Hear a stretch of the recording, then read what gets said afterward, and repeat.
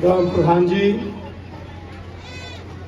जिनका जीवन शिक्षा के लिए समर्पित है, ऐसे हमारे दोनों साथी आदरणीय विजय बहादुर सिंह जी, आदरणीय धनंजय सिंह जी, माननीय धीरेन्द्र प्रताप सिंह जी,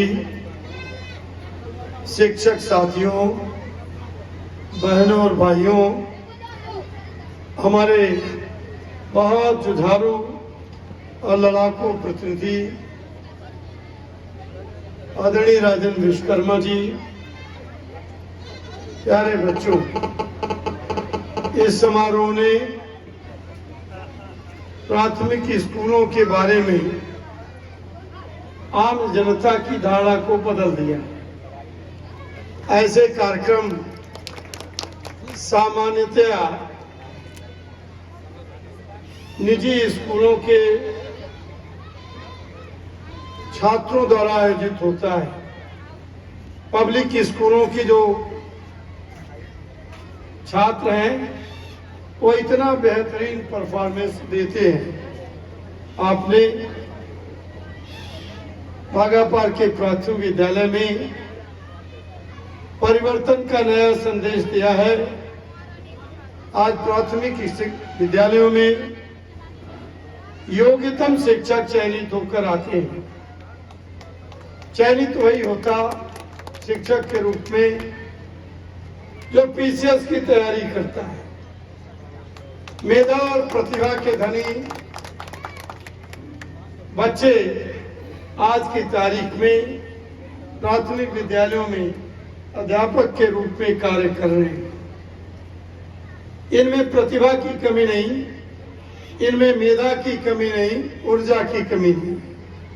आज इस कार्यक्रम ने यह प्रमाणित कर दिया कि आप पूरे मनोयोग से, पूरी क्षमता के साथ राष्ट्र निर्माण में अपना योगदान देते हैं।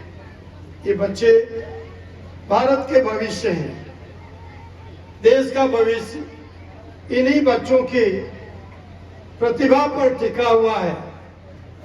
21वीं शताब्दी भारत की शताब्दी बने, इसके लिए राष्ट्रीय नेतृत्व गंभीर रूप से चिंतन कर रहा है। 21वीं शताब्दी भारत की शताब्दी तब बनेगी जब प्राथमिक विद्यालयों में बच्चों की प्रतिभा, उनका ज्ञान, उनका विज्ञान के प्रति रुचि, उनकी तकनीक के प्रति अभिलाषा, उनकी नवाचार के प्रति जिज्ञासा में जब आमूल-चूल परिवर्तन होगा तो देश में ज्ञान, विज्ञान, तकनीक और कौशल से महारत एक ऐसी पीढ़ी तैयार होगी जो 21वीं सदी के भारत का नेतृत्व कर सकने में सक्षम होगी। कभी वैदिक कालखंड में विद्यालयों में विमान शास्त्र पढ़ाया जाता था, धातु शास्त्र पढ़ाया जाता था, रसायन विज्ञान पढ़ाया जाता था, पृथ्वी विज्ञान पढ़ाया जाता था, समुद्र विज्ञान पढ़ाया जाता था।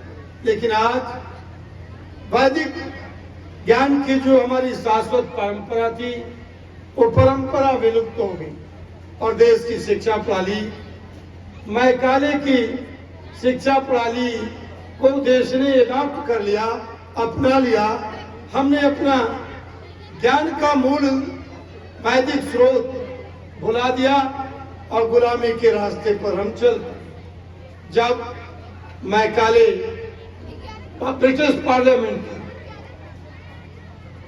पार्लियामेंट में अपना उद्बोधन देते हुए कहा कि लंबे समय तक तलवारों और बंदूकों को जेब पर भारत को गुलाम नहीं बनाया जा सकता। हमने भारत की शाश्वत परंपरा को सदैव सदैव के लिए मिटा देने और गुलामी को गौरवान्वित महसूस करने वाली एक ऐसी शिक्षा प्रणाली लागू किया है जो सदियों तक भारत में गुलामी की परंपरा को आगे बढ़ाएंगे।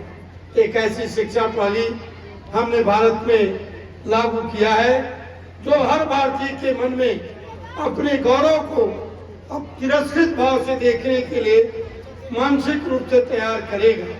अब समय आ गया है भारत की वैदिक ज्ञान परंपरा के साथ साथ हमारी सांस्कृतिक विरासत को अक्षुण्ण रखने के लिए, हमारे सनातन की समृद्धशाली परंपराओं को अक्षुण्ण रखने के लिए हमें अपनी जड़ों की तरफ लौटना होगा, हमें अपने मूल की तरफ लौटना होगा। और मूल हमारा है सनातन की ज्ञान परंपरा, मूल हमारा है सनातन की संस्कृति, मूल हमारा है सनातन का ज्ञान, विज्ञान, तकनीक और कौशल।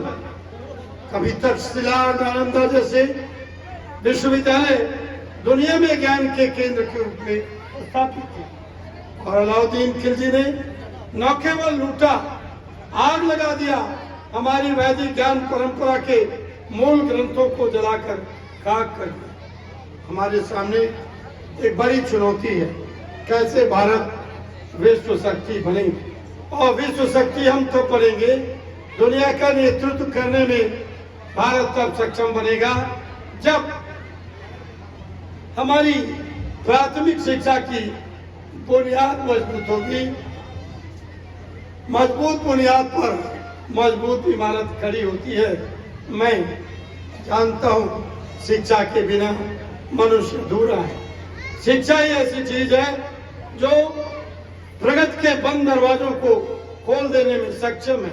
आप सभी राष्ट्र निर्माता हैं, राष्ट्र निर्माण में आपका योगदान सराहनीय और वंदनीय है। एक बात राष्ट्रीय स्तर पर विचारनी है कि देश one nation one identity card को अपना लिया। ये देश one nation one GST tax अपना लिया। ये देश वन नेशन वन एनआरसी अपना लिया। समय की मांग है, इतिहास की आवश्यकता है कि वन नेशन इक्वल एजुकेशन के रास्ते पर सरकार आगे बढ़े। वन नेशन इक्वल एजुकेशन क्यों जरूरी है, ये बताना आवश्यक है, ये समझना आवश्यक है। समाज में अभी सामाजिक आर्थिक गैर बराबरी बढ़ी है। मैकाले की शिक्षा ने ऊंच नीच का भेदभाव बढ़ाया है। अब जरूरत है कि गरीब का बेटा, रानी का बेटा और मेहतरानी का बेटा एक साथ एक बगल में बैठकर एक पाठ्यक्रम पढ़े, तो जो सामाजिक